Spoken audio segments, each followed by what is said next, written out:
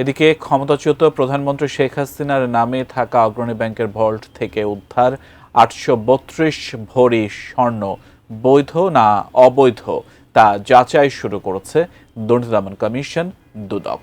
এমন তথ্য জানিয়ে সংস্থাটির মহাপরিচালক জানান, ভোল্টে থাকা নথি অনুযায়ী অলংকারগুলো শেখ হাসিনার পাশাপাশি তার মেয়ে সাইমা ওয়াজেদ পুতুল এবং বোন শেখ রেহানার।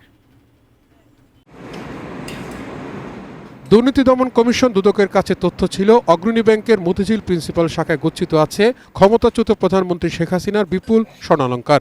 সংবাদ অনুযায়ী মঙ্গলবার রাতভর ব্যাংকের মতিঝিল প্রিন্সিপাল শাখার 2টি ভল্টে অভিযান চালায় দুদক। এর আগে শেখ হাসিনার অবৈধ সম্পদের খোঁজে অনুসন্ধান শুরু করে সংস্থাটি। সেখানে পাওয়া তথ্যে ভল্টগুলো খুলতে আদালত থেকে অনুমতি নেয় দুদক। অভিযানে আদালতের নির্দেশে দুদক সহ রাষ্ট্রের বিভিন্ন সংস্থার উপস্থিতি ছিল। দুদকের মহাপরিচালক জানান, ভল্ট থেকে 832 ভরি স্বর্ণ উদ্ধার করা হয়েছে।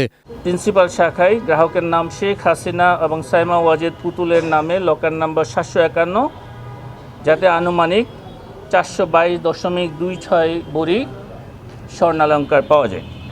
অগ্রণী ব্যাংক প্রিন্সিপাল শাখায় শেখ হাসিনা ও শেখ রেহানা সিদ্দিকের নামে থাকা লকার নাম্বার 753 খোলার পর 410.25 ভরি স্বর্ণ পাওয়া যায়। আরএফএল অডিটর, বাঁকা হয় না, ফাঁকা হয় না, আর ভাঙা এক কথায় অসম্ভব।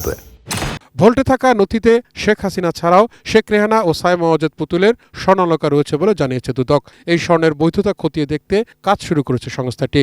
আমরা তার দাখিলকৃত সম্পদ বিবরণী যাচাই করছি। তো সম্পদ বিবরণীতে তিনি তার স্থাবর অস্থাবর সম্পদের বিস্তারিত বিবরণ দিয়েছেন। সেই সম্পদ বিবরণীতে এই স্বর্ণালংকার আছে কি নাই সেটা আমরা দেখব।